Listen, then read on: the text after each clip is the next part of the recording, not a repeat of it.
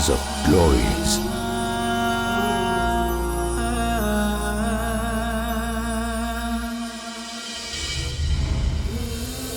In the darkest dilemma of the 60s, under the cunning, incessant insults of evangelical missionaries, emerged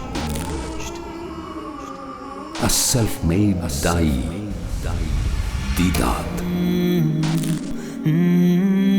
a stalwart of Dawah, infused a stubborn and burning flame of desire to retaliate,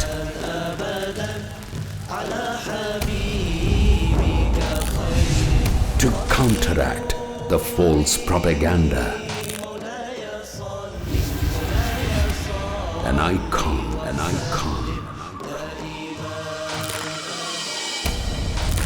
From a sixth grader to a monumental achiever, set Dawah on a different level.